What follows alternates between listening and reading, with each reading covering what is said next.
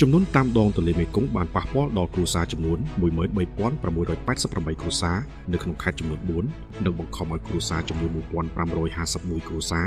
ជម្លៀសទៅកាន់ទីទួលមានសុវត្ថិភាព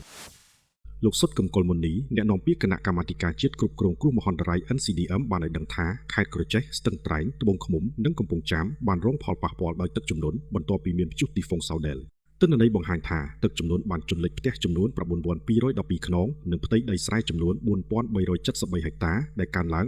854 ហិកតាបើធៀបនឹងការវិយតម្លៃកាលពីមុនខេត្តក្រចេះនៅតែជាតំបន់រងគ្រោះធ្ងន់ជាងគេដោយមានគ្រួសារចំនួន 7,934 គ្រួសាររងផលប៉ះពាល់ខណៈខេត្តត្បូងឃ្មុំមានចំនួន 3,951 គ្រួសារលោកគុណគីមអនុប្រធានទី1 NCDM បានដឹកនាំមន្ត្រីចុះពិនិត្យផលប៉ះពាល់ពីទឹកជំនន់នៅឃុំជីរ៉ូទី1ស្រុកត្បូងឃ្មុំបន្ទាប់ពីកម្រិតទឹកបានកើនឡើងជាប់គ្នារយៈពេល3ថ្ងៃ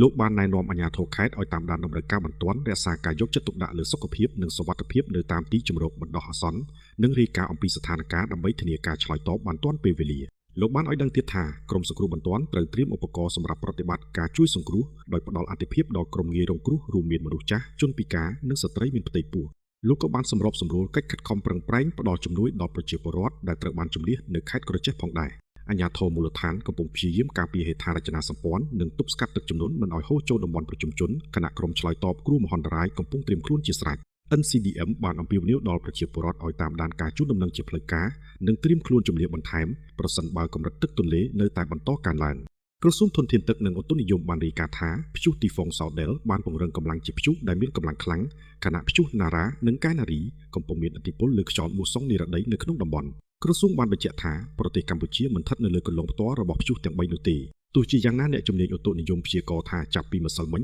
រហូតដល់ថ្ងៃស្អែកនឹងមានភ្លៀងធ្លាក់រាយប៉ាយផ្គររន្ទះនិងខ្យល់បក់ខ្លាំងជាបន្តបន្ទាប់ហើយបានអំពាវនាវឲ្យប្រជាពលរដ្ឋមានការប្រុងប្រយ័ត្នជាពិសេសនៅតំបន់ដែលប្រឈមនឹងខ្យល់និងអាកាសធាតុមិនល្អ